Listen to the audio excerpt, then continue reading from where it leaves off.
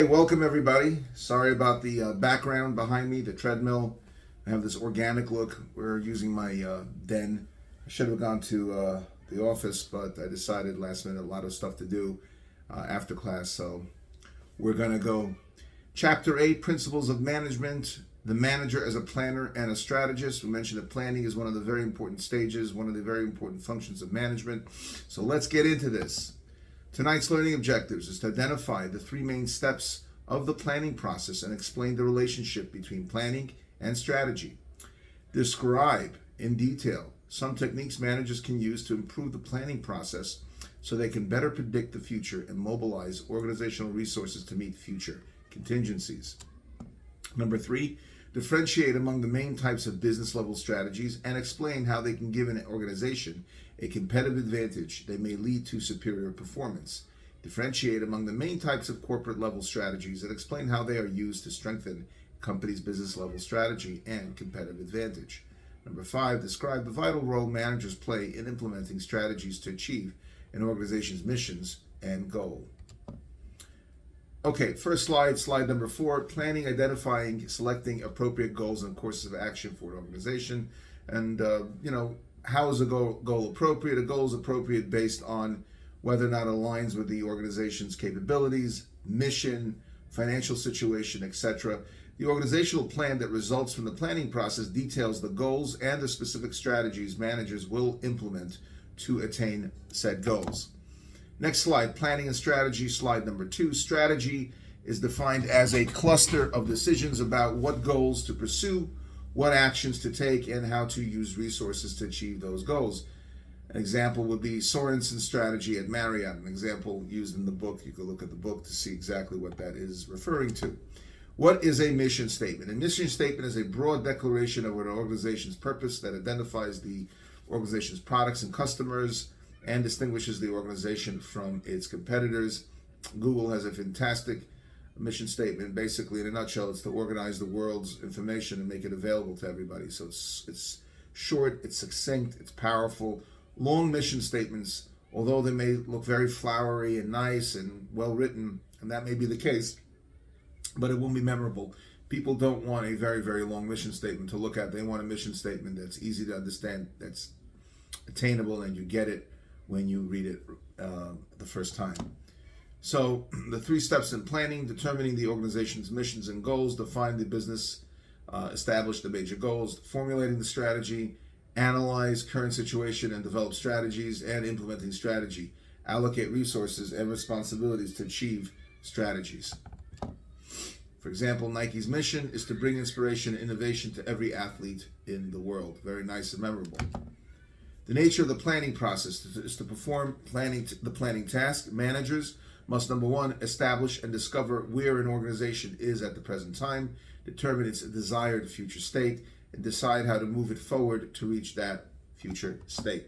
Why is planning so important? It's necessary to give the organization a sense of direction and purpose. It's a useful way of getting managers to participate in decision-making about the appropriate goals and strategies for an organization. It helps coordinate managers of the different functions and divisions of an organization and can be used as a device for controlling managers to help rein them in and give them a bit of a leash. And I don't mean it in a pejorative way, as a pejorative or a negative way, but it's important to be able to manage your managers. In order to be able to manage your managers, you need to have them responsible and accountable in the planning process. Let's talk about unity. At any one time, only one central guiding principle and plan should be put into operation. Multiple plans at the same time can cause a lot of problems. Continuity planning is an ongoing process in which managers build and refine previous plans and continually modify plans at all levels. Accuracy: managers need to make every attempt to collect and utilize all available information at their disposal.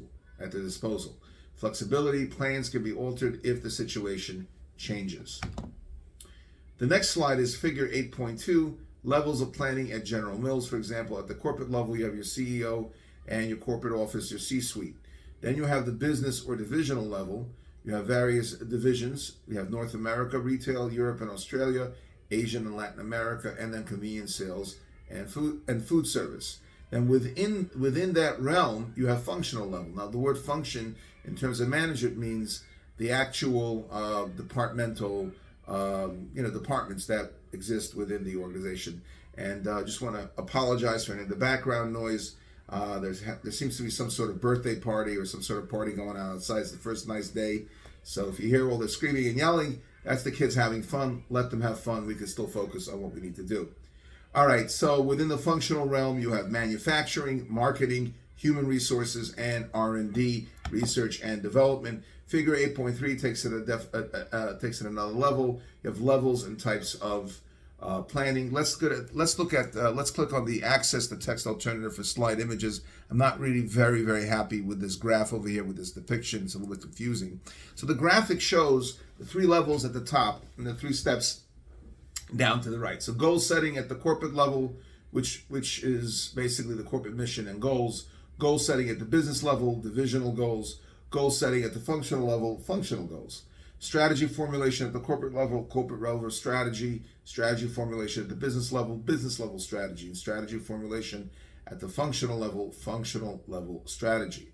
Strategy implementation at the corporate level, design of corporate structure control. Strategy implementation at the business level, design of business unit structure control, and strategy implementation at the functional level, design of functional structure control. We move on. Corporate level plan, more explanation, top management's decision pertaining to the organization's mission, overall strategy and structure.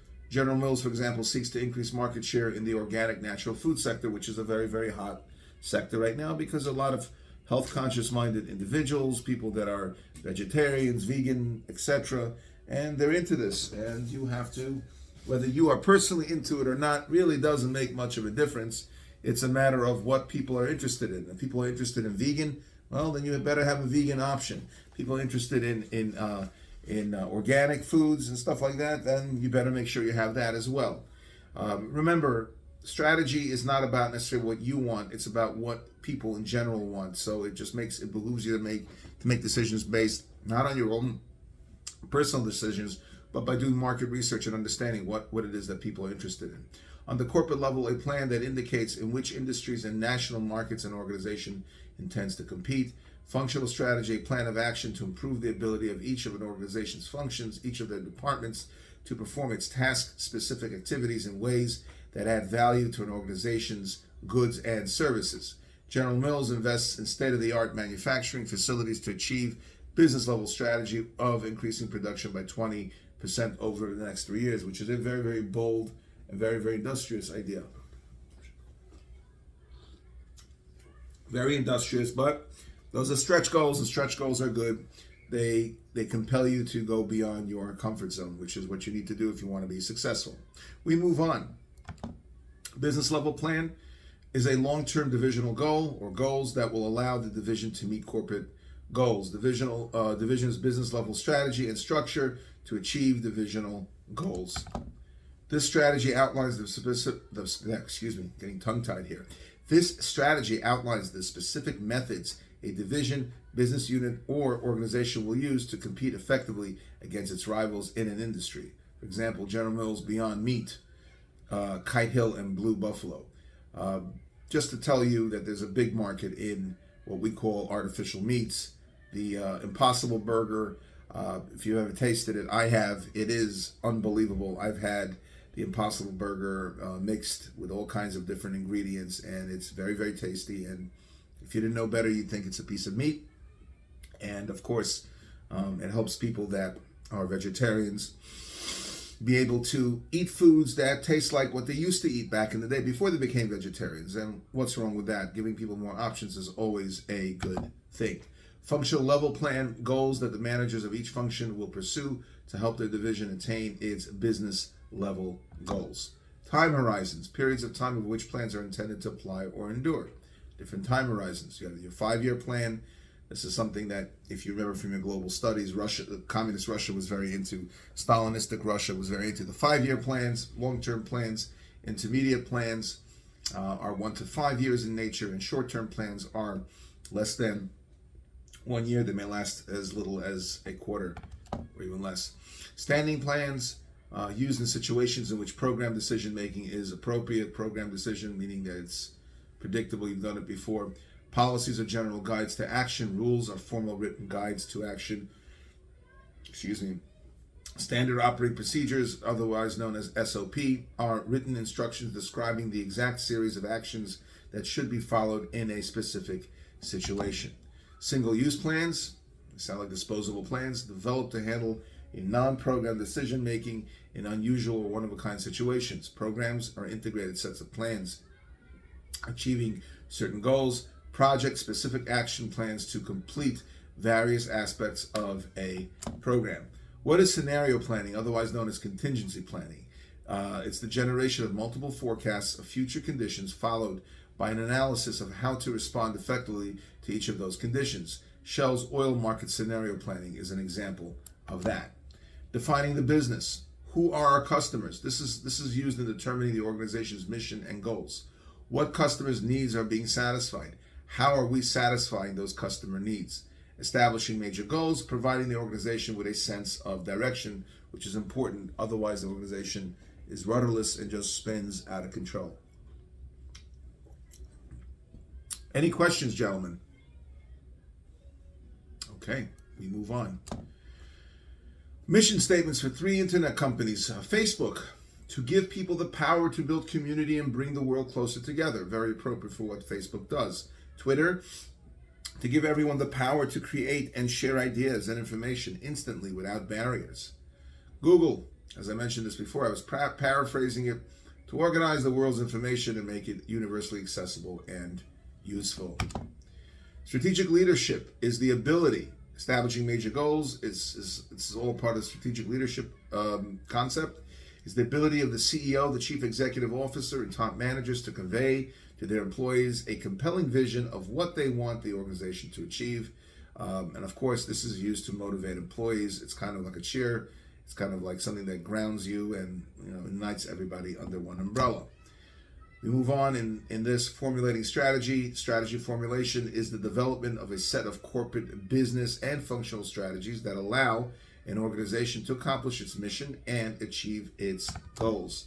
A SWOT analysis is an internal and external analysis based on understanding the internal strengths and weaknesses of the organization and, of course, the external opportunities and threats that the organization has to contend with.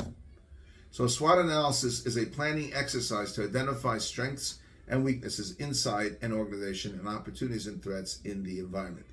A corporate level strategy is a plan of action to manage the growth and development of an organization so as to maximize its long-run ability to create value. Business level strategy is a plan of action to take advantage of favorable opportunities and find ways to counter threats so as to compete effectively in an industry. Functional level strategy is a plan of action to improve the ability of an organization's department to create value for the customer.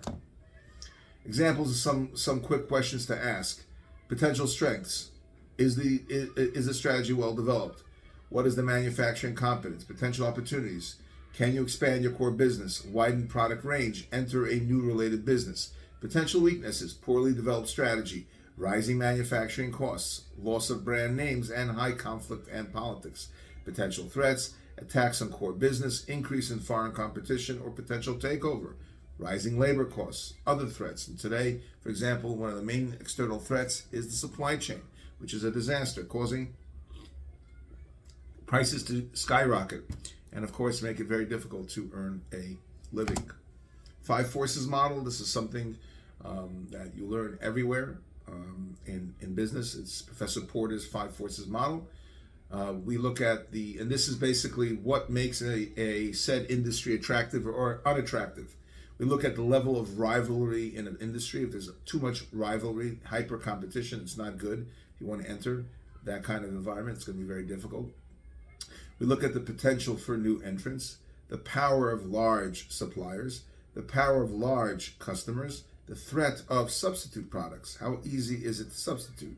Now, in order for a substitute to be something that you should be worried about, are the switching costs from the current product or service very expensive or not? If it's a very expensive switching cost, then of course it'll take a long time to adopt. people are not willing to spend that kind of money. Or if it's not readily available, then of course it's not a good substitute. So it has to have low switching costs and wide scale availability. Hyper competition is the permanent, ongoing, intense competition brought about in an industry by advancing technology or changing customer tastes. Porter, as I mentioned before, developed a theory of how managers can select a business level strategy, reduces rivalry, prevents new competitors from entering industries, so they kind of get together, band together, and prevent others from entering, reduces the power of supplier or buyers, and lowers the threat of substitutes, raising prices and profits. Because if there are no substitutes or it's too expensive to substitute, then you are very, very safe at that point. Different kinds of strategies, number of market segments served is looked at. We could use a low-cost strategy, which has many segments served because many people want low costs. Focused low cost, there are few, and differentiation, many, and of course focused differentiation, few. That was a typo. Low-cost strategy, let's define what we just spoke about, is driving the organization's total cost down below the total cost of rivals. So you could actually charge the same price as a rival, but outcompete them because your profit margins are much higher because you did a better job at containing and controlling costs. Differentiation is distinguishing an organization's products from the products of competitors on dimensions such as product design, quality, or after-sales service. Focus low cost, serving only one segment of the overall market and trying to be the lowest cost organization serving that particular segment. Focus differentiation, serving only one segment of the overall market and trying to be the most differentiated organization serving that particular segment. Concentration on a single industry, reinvesting a company's profits to strengthen its competitive position in its current industry. Vertical integration is defined as expanding a company's operations either backward into an industry that produces inputs for its products or forward into an industry that uses distributors or sells its products. So let's use Coca-Cola as an example for both forward and backward integration. An example of backward integration for Coca-Cola would be securing its own sugarcane production facilities, basically growing its own sugarcane somewhere in South America, and of course having the infrastructure built to deal with that. Owning its own trucks as opposed to renting trucks. That would be more forward, closer to the final customer. Of course, owning his bottling plants and the facilities that make the cans and all the other products associated with that would be an example of forward vertical integration. Here's 8.6 basically just explains what I just said. Go ahead. What? What?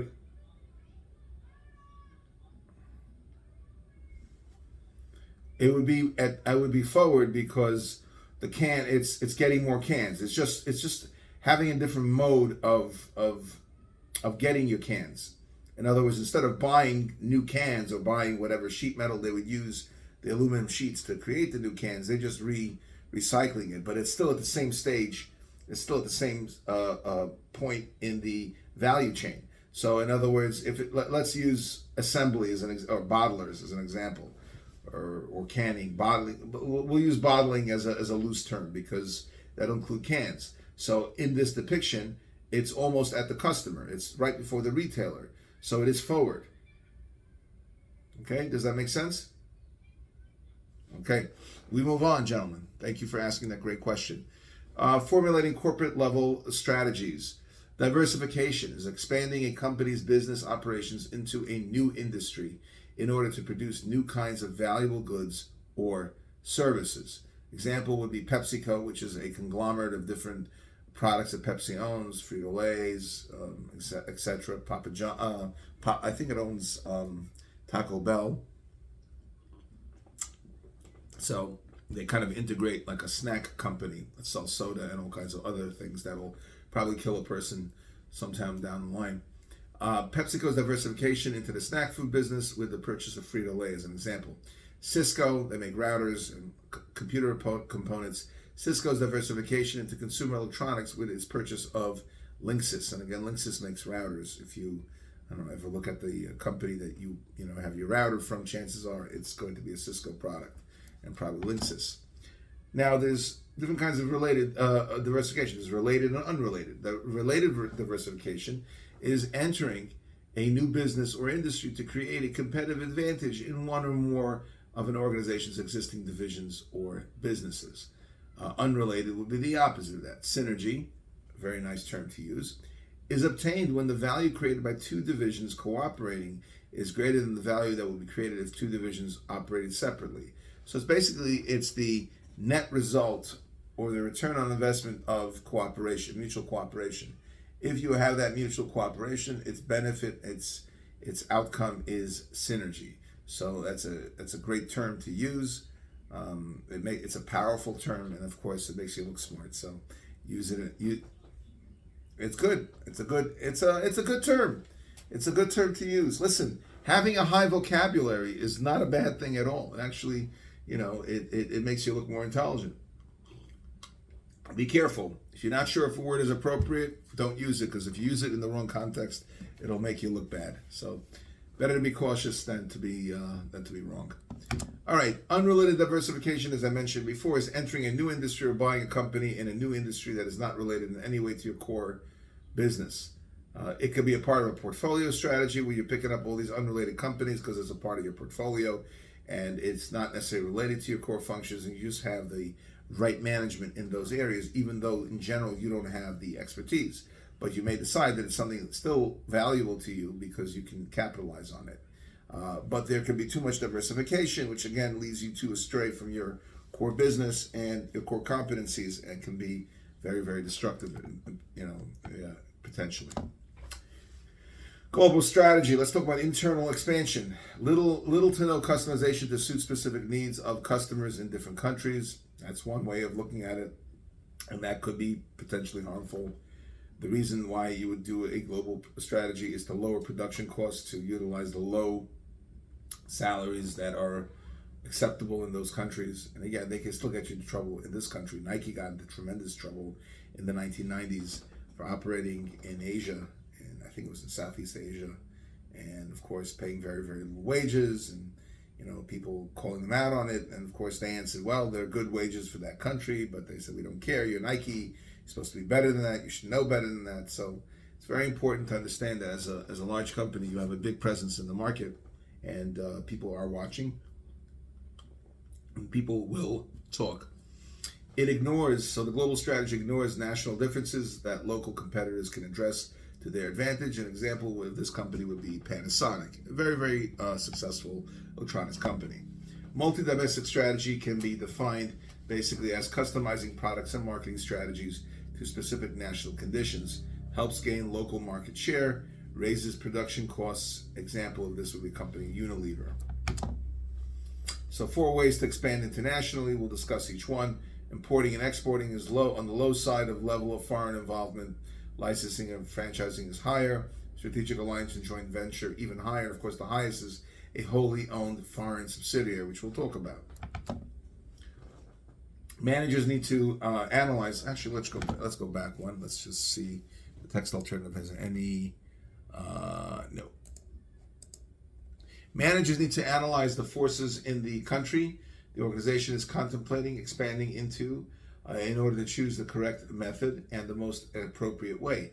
Exporting and importing, the least complex. Licensing, which includes the foreign organization, takes charge based on the license that you've given them to produce that said product. Franchising is the foreign organization buys the rights to use brand name and operational know-how.